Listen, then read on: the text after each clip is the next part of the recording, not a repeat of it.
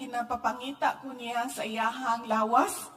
Asa na ang lawas ni Facundo. And now he's still missing. Ang ako ang lolo is missing. So kagabi, nag-uban miss ako ang igagaw. Ningon siya, kibaw ka, kana imuhang lolo.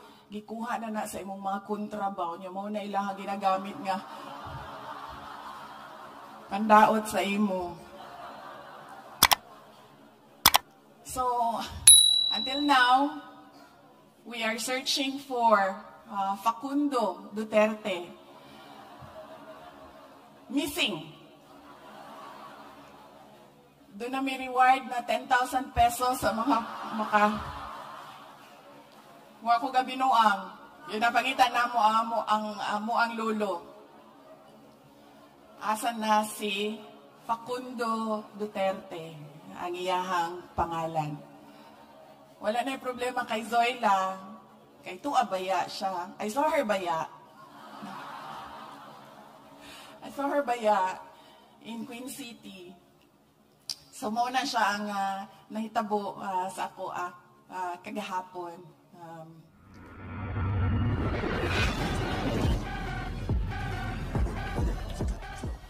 Kay bawo mo mubo ra man ni ang ato ang programa no.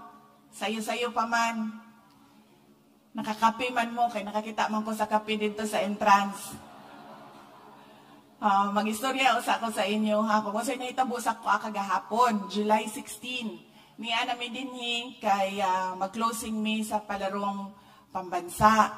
Samtang nag-andam ko para sa July 17, nagtanaw ko sa mapa sa Cebu. Ipangita na ko ang Carmen. Kita na ko, silingan ra sila sa Danao. Ang ako ang kagikan, ako ang ginikanan, gikan ni salatanan sa Cebu, o sa Region 7 o sa Region 8. Kaniadto, asa sila gikan, ang ako ang maternal grandfather, gikan siya sa Hilongos, Leyte. Ang ako ang maternal grandmother, gikan siya sa Tuburan, Cebu. Ang ako ang paternal grandfather, gikan siya sa Danao. And then, ang ako ang paternal grandmother gikan sa Agusan, sa Mindanao. Agusan del Norte. So, kagahapon, pagtanaw na ako sa mapa, sa Cebu, silingan nila Danao. Nitawag ko sa ako ang mama. Anak ko, ma, makahinumdum ka kaniadto tong bata pa mi. Wala pa mo nagbulag ni Papa. Siya, buang yung kang bata ka. Anak ko, tinuon man, wala pa mo nagbulag. Before they separated, every summer break, dadun mi sa amo ang ginikanan sa Manila, magbisita sa ako ang lola. Ang mama sa akong mama, nagpuyo man to sa Las Piñas, anya na siya tindahan sa Baclaran, dira mi ginadala sa ako ang mga ginikanan. O dinhi, mobisita sa Cebu, sa Danao. So, yun ako siya, kainumdum ka ma, nga nag-aadto ta dito sa Danao, pagkahuman natin, ginabisita nga pariente ma, nagpuyo sila sa atubangan sa palengke. I think, kung tama ko, informal settler to sila. That was 1990s, early 1990s. Natay pariente na ginabisita dito. Muagi manggugko og Danao, muhapit ko, mato ko Carmen man niya, mahapit na lang ko og Danao, bisitahon ako. Nya, ningon akong mama, siya di naman gani ko na mahinumdum unsay nahitabo tong nilabay na si Mana, kato pa hinuong 1990s ang imuhang ipahinumdum sa ako Okay. Anak ko, okay, di lang ta mga suko. Anak ko, mabisita na lang ko sa sementeryo. Anak, mabisita na lang ko sa sementeryo. Nya, mabisita ko sa simbahan ma. Ana siya, okay, sige. Nya, kanasama ka mo uli. Ana, laing istorya na.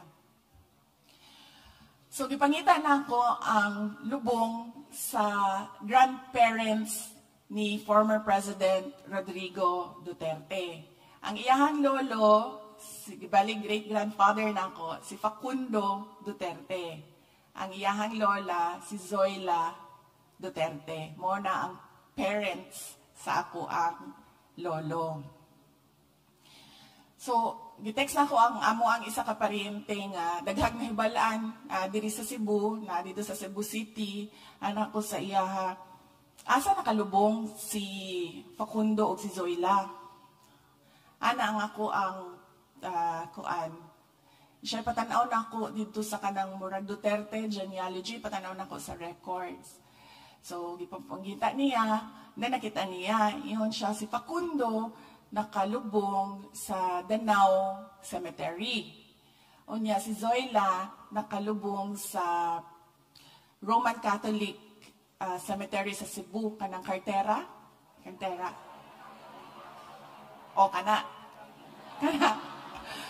Na daw dito. So, nangingon ko sa ako ang mga kauban, pwede ba ninyo pangitaon ang lubong ni Facundo o ni Zoila? So, wala nila nakitaan. Wala nila nakitaan diri sa Danao. Wala nila nakitaan dito sa... wala nila nakitaan dito. So, gitext ako ang mga ubang igagaw.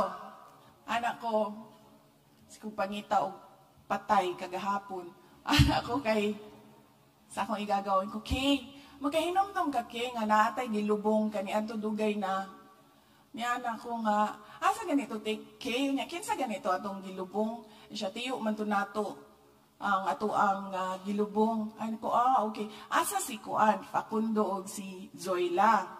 So, katong isa kay igagaw na ako, siya, kibali mo aning mga taga Cebu no kay kanang mag-English Bisaya. I saw Zoila baya in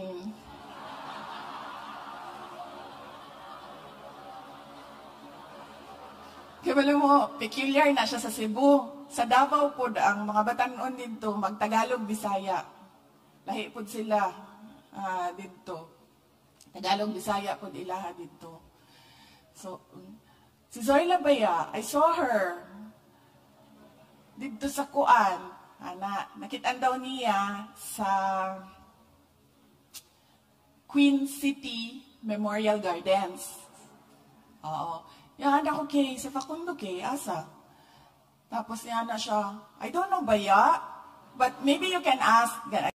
So nangutana po ko sa akong isa kaigagaw. And ko, si Red ba? Si board member, Red. Anak ko, Red. Asa si Facundo, Red? Yan na siya nga, wala ba ako kibalo? Yan na siya, pero ang anak nila, naasa doon sa lubong ni Mama. Yan ako, okay. Yan ako, sige lang, yan ako, mabisita man ko sa Kuan, sa Danao Ugma, makita lang ta Ugma, bisita ko kay Tia Eli Pod. Iyahang mama ni Red. So, kagabi, nagsige ko guna-huna, nagsige ko basa sa mga text, sa messages. Pagkaman, nag-text tong isa na ko kay Gagaw, ningon siya, kibalo ka, nagtanong-tanong ko ba, July 16 ang death anniversary ni Facundo. Kagahapon. Yan ako sa ako ang igagaw, kibaw ka, wala biyagib ko nangitaan na niya sukad. Karon ra gyud ko nangitaan na niya. Tingali ginapapangita ko niya sa iyahang lawas.